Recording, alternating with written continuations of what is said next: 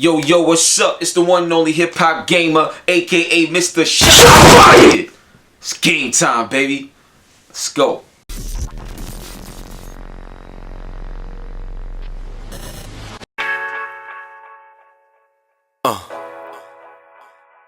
One time, hip hop gamer, hot 97.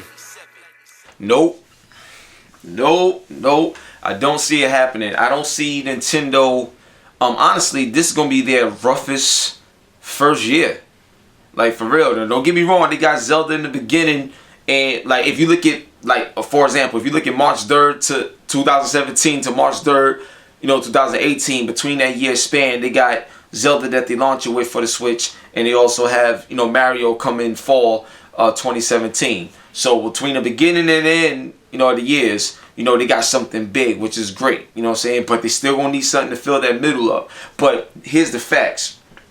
Like, going against PS4 Pro, Xbox Scorpio, PC, and Liquid Sky, Nintendo got their biggest uphill battle yet.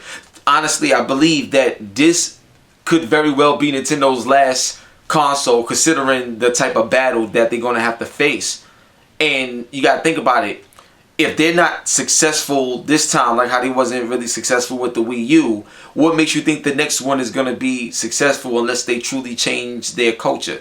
Like, it's not gonna happen. Like, you know what I'm saying? Because PlayStation and everybody else is still gonna be there, and it's just gonna get worse. It's just gonna get tougher.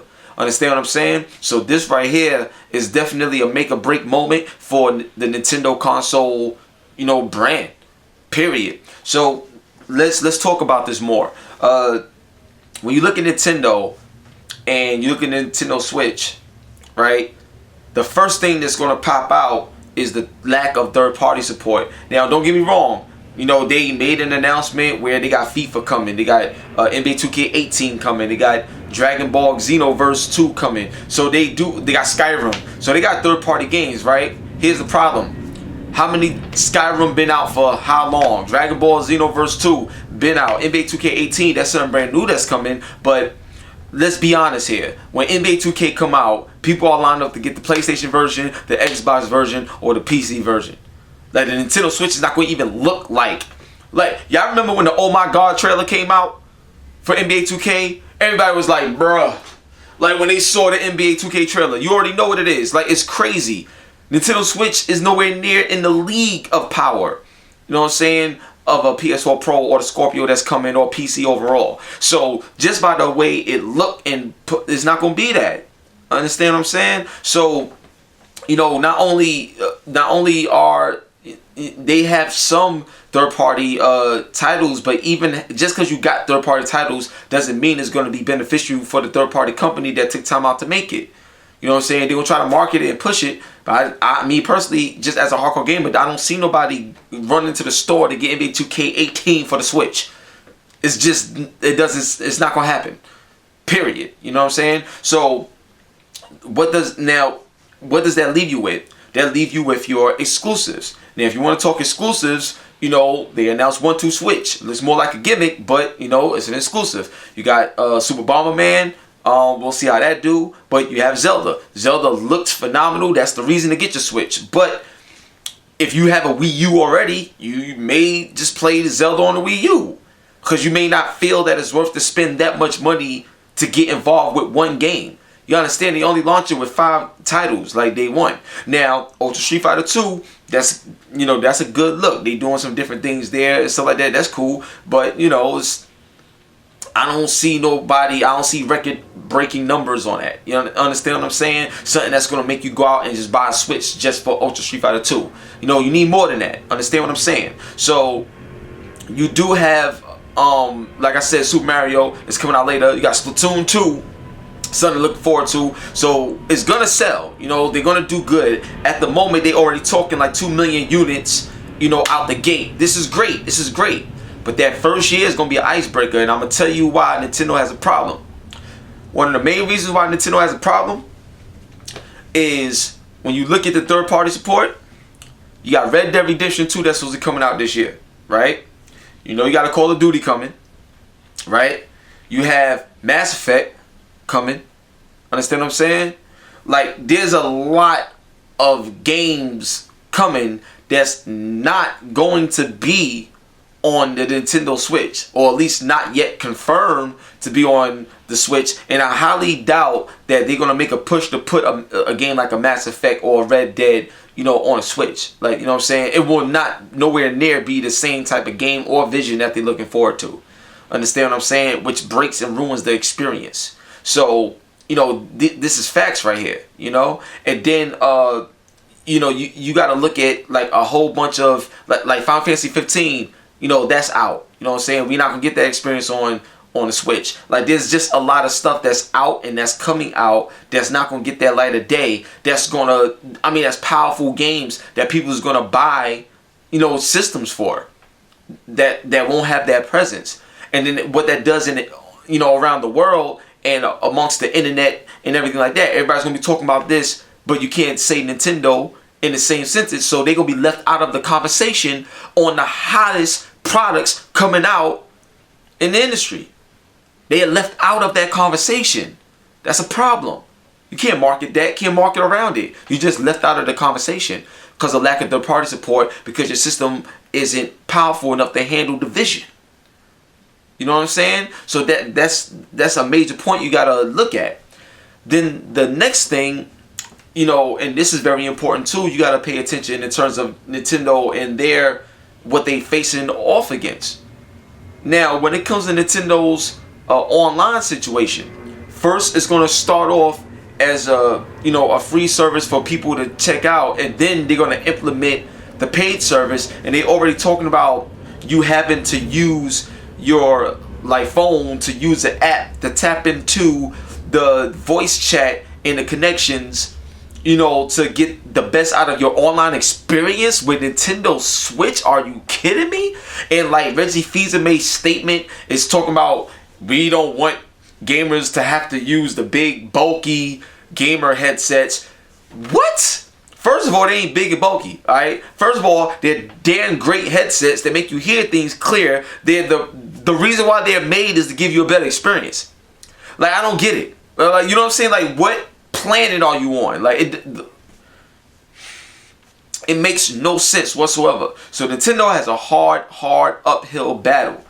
And another thing is, when it comes to Nintendo, you know, people's focus mainly on their first party. And like I tell people all the time, we love Mario, we love Zelda, we grew up off of it. But there's a whole new generation of kids that's not growing up off of Mario, that's not growing up off of Zelda, that's not growing up off of Star Fox, and that's not growing up, you know, off of Donkey Kong and stuff like that. They ain't growing up off that. They growing up off of, you know, Call of Duty and Battlefield. They growing up off of games like Overwatch and Rocket League and stuff like that. You know what I'm saying? It's a whole new generation. And unless you learn or understand the importance of reinventing yourself as a brand and reinventing your identity so you can consistently be relevant and live on, you through. You're going to end up like Sega Dreamcast, and you're going to just, Mario's going to be on PlayStation. Mario, and that leads me to another thing, and this is just to sidetrack a little bit. One of the reasons why y'all saw Mario debut on mobile, one of the main reasons, listen up, one of the main reasons why you saw that happen is because Nintendo is testing the waters to see what their business, what their career, what their brand would be like on other platforms, especially mobile, because that's where they get the biggest success. And if they can make a ton of money in the mobile department where they're only making games, and if they do hardware, it'll just be handheld because they find success there, then there won't be no need for no console. You know what I'm saying? There won't be no need for it. Because they're making money in mobile, and when it comes to hardware, they're making money there too, just on a handheld level. Understand what I'm saying? These things are not done, you know, by mistake or by no reason. You know what I'm saying? Everything is strategic with these companies.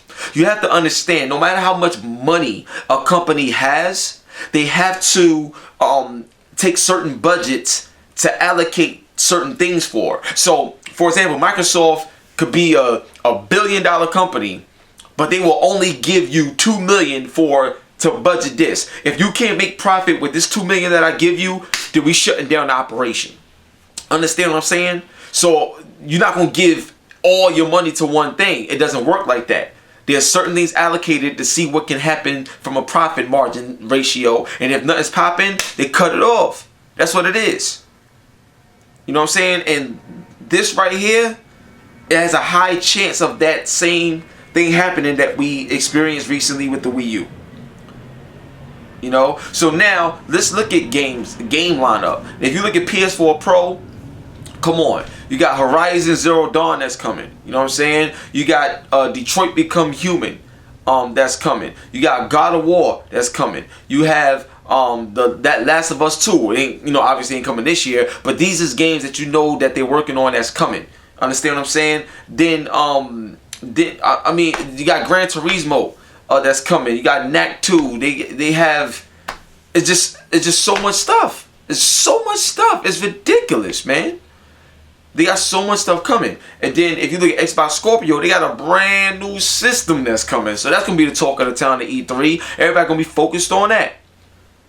And then you got Liquid Sky, which they give you a $3,000, $4,000 powered machine.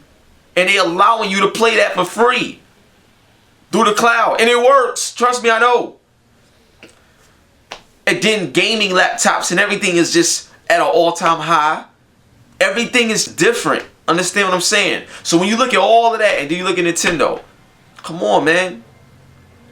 Can they survive? I don't think so. I feel like in that first year, if they could reach 10 million that first year, they in a good space. But if they don't hit that 10 million mark that first year, if they do not hit 10 million sold, the first official year they on the market, goodbye, Nintendo. That's it.